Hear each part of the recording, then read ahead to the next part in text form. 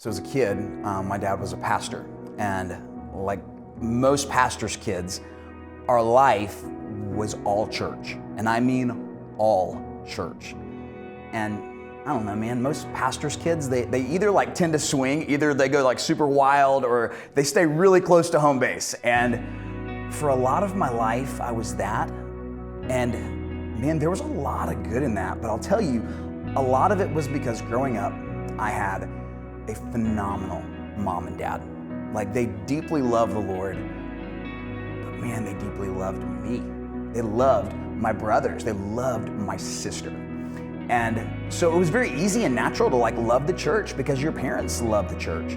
And uniquely, my dad and I, we had a super tight relationship. Like, especially as I got older, he was in every way like my best friend. He was that first person I would go to when stuff was wrong. He was that voice of wisdom that I would chase after. He was the one whose affirmation I wanted when I was on the field. Like, I would be looking like, where's my dad? Is he impressed? Did I just do good? That was me and my dad, you know? So I graduated from Providence Christian in 2005. Loved being there. Don't be hurt by that, okay? I loved being there. And Christian school was a massive part of my story and my growth with Jesus. And man, God's grace, like my parents saw the value and made the sacrifice for that. But after I left Providence, I went to Anderson University. It's in South Carolina. Man, loved being there. Had a great experience. But uniquely, things in my family and my life took a really big shift during my time there.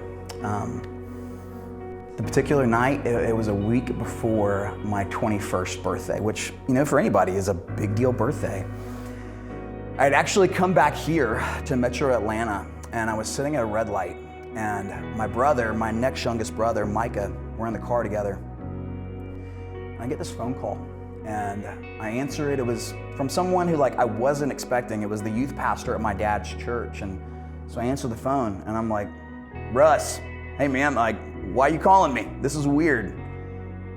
And on the other line, he just says, Mark, you know, where are you? And well, Russ, I'm right now outside of a sports authority in Stone Mountain, Georgia. You know, like, where are you? And the phone goes silent for a second, and that second felt like minutes, and those minutes felt like hours. And he said, Mark, like, I didn't want to be the person to tell you this. Your dad was driving home. He was at a retreat with our staff and with our elders from the church, and he was driving by himself. And in that, he wasn't wearing a seatbelt. And again, Mark, like, I don't know how to say this right, but like, your dad died in a car wreck by himself. And in that moment, I didn't believe it, and yet I did. And in that disbelief, there was anger, and in that disbelief, there was deep sorrow. Not like sorrow, the English word you write down, but like sorrow in my soul. I went in that sports authority, and I went in the bathroom, and like I probably came in just a hot mess, already sobbing. I went in the bathroom. I just laid on the floor of a bathroom and cried. I called Russ back, and I said, like, that's not true.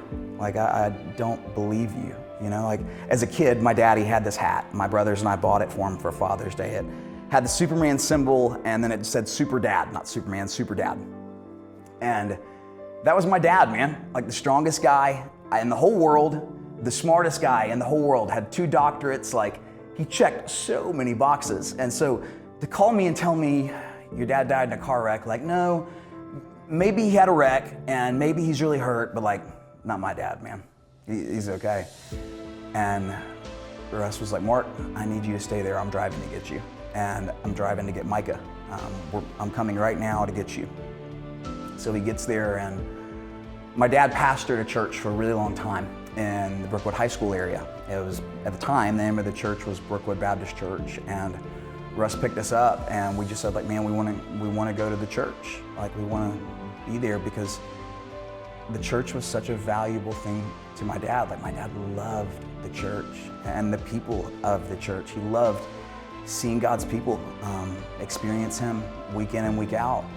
And we just wanted to be close to that in that moment, that even that little snippet of life, that 1 hour while we were there. And when we got there, there were hundreds, what felt like thousands of people there who had already gotten the news about my dad's death. And we just got there and we worshiped and we cried a whole lot. And even in the midst of unequivocally the hardest moment of my life, students, I want you to know, like, the Lord was deeply there.